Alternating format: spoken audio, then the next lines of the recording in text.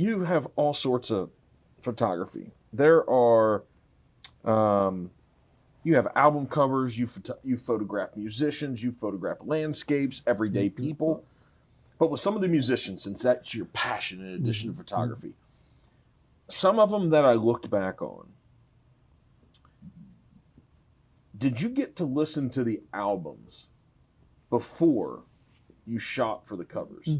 Used to be that was a par for the course, that you would be sent like a demo, often like it was a cassette tape. You would hear just so you could get the feel.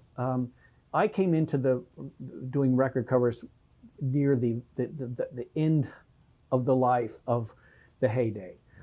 But in that time when everything was running on all those cylinders, it was a system. You would get a pre-release, you would hear it so you could get the feel of the record. But there's more recent ones than then. Like, for example, you did Jason Isbell's Southeastern. Yes. That image seems to perfectly depict the music from that album.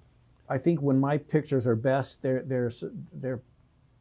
very direct. And I think in that record, he was like in a very direct time. He'd come out of he'd been sober for about a year at that time, maybe a year or two. And it was like a very important, sort of turning point, record. And he just leveled with the camera in a certain way. So what's our excuse for John Hyatt's Crossing Muddy Waters? Because that seems similar. It seems like that image. I think the answer to all of these will, with a few exceptions, like behind us, there's a Lyle Lovett record that is very different. But in most of the cases, when the pictures I do work and feel fitting to the music, it's because someone just realized that my work has a certain sort of quality to it at its best. I mean, it's a known entity. Their music has a certain quality to it, and these are two things. Like somebody says, this makes sense. These pictures. So you think this is like a casting director role? Is that what you're saying? Yeah. That they take your skill and your ability and what your outcome is, and they're matching it up? Yeah. And that used to be the role of art directors, to match those. And that's that Jerry Hayden was an art director. That was somebody, this is a good with the fit replacements. Send him to Minneapolis. It's the reason why she was the director. Yeah.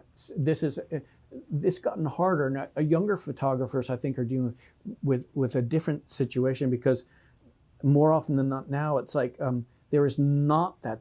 It's like every band knows probably one or two sort of really gifted photographers in their circle of friends.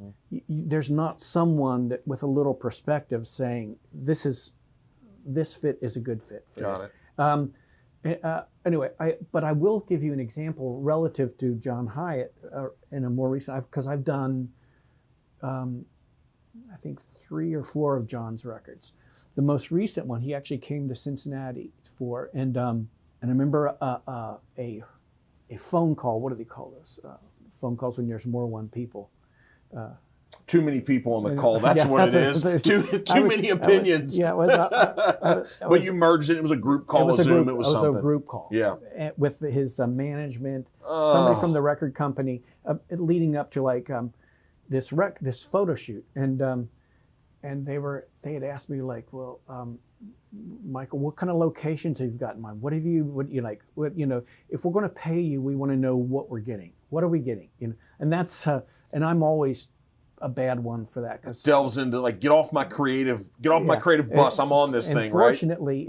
Fortunately, in that case, I was, I'm not a kind of a bold voice, but at a certain point they're asking and saying, well, what are your thoughts? Where do you want John to be? And then John, who had been quiet just on the call, says, hey, I've got an idea. He says, what if I drive up to Cincinnati and I meet up with Michael and we just see what happens? That's so grateful. And because like that ended all their like, sort of question, like, well, where are you going to take him? Like, what are your, do you need assistance? Or like, it's the like, creative Michael didn't like all that, did he?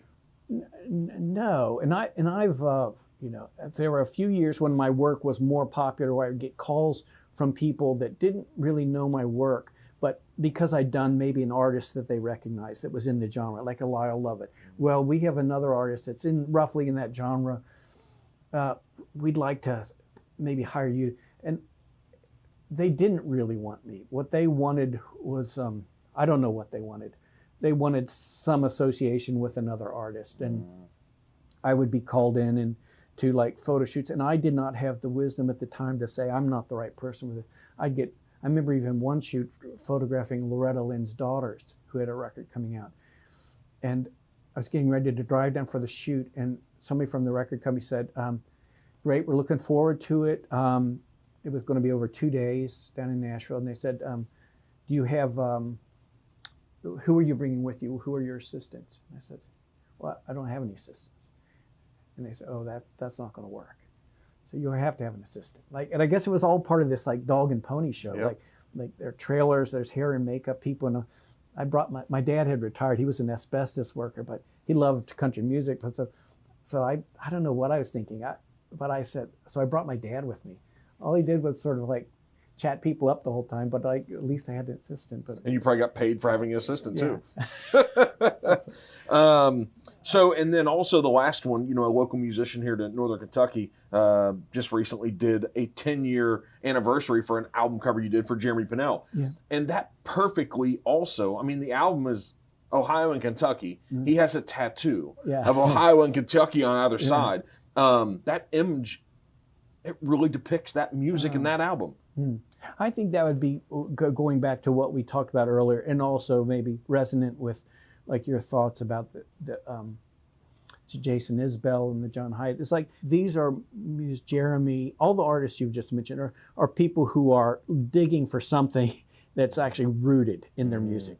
And my pictures, if they work, they've hit something sort of hopefully rooted, genuine, that trustworthy. Yeah, it feels right.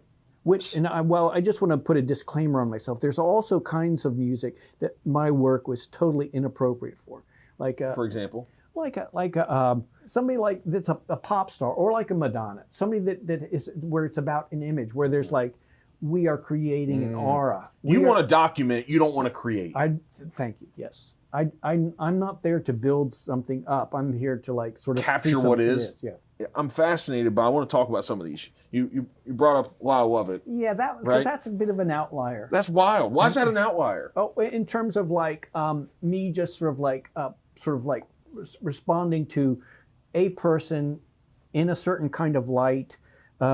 This was, and I've worked with Lyle. I have a long history with Lyle, for which I'm really grateful.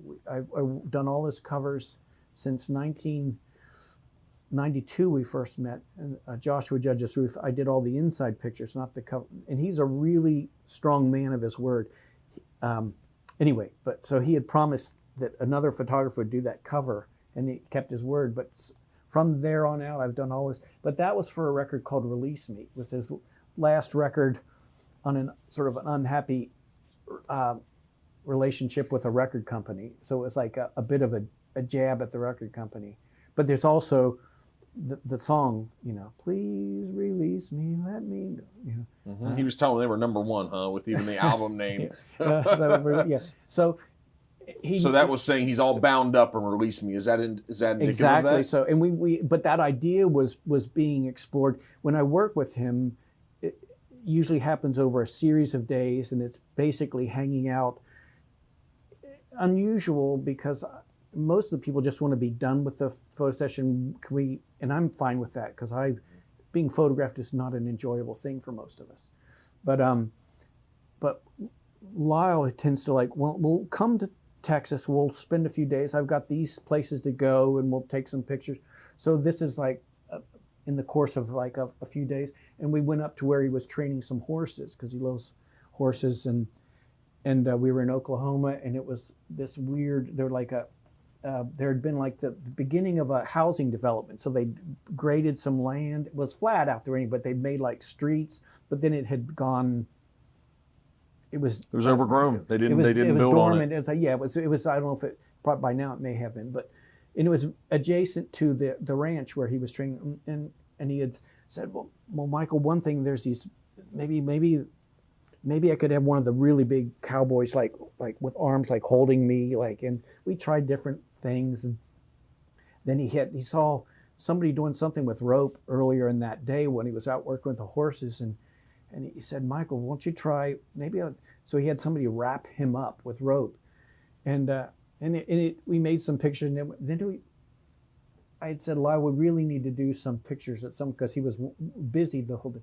So we took just maybe about half an hour, and the light was the end of the day, and he put on his suit because he hadn't been wearing his suit, and he said, well, let's try the rope thing again. So we went out to this, and it was very desolate. I think what makes it work is it's like, makes no sense. They're in this desolate place. There's a man in an Armani suit standing there, and with an awesome watch on, probably. The watch is probably expensive. Yeah, and he cares about things, and so I don't care about things so much. So like, and he knows that, so he knows he has to be careful around me. So he says, so it's just me and him, and he said, let's try the rope. So I again wrap, and he got, Michael, don't let the rope drag the dirt, because this is my good suit, my stage suit, you know. So he was like, so I had to be very careful. But it's dragging the dirt. Well, at the end there, I can eventually, because when I was first started doing it, anyway, but he cares as much about the photography as he does about the music. It seems. And I'm really grateful. He loves. You had talked about individuals, how they play in your life. Like there was a time when in this last year, where it occurred to me, like all along I've been thinking, well, what's important about what I do is the physicality of my work, like what my pictures look like, whatever, how they've been used.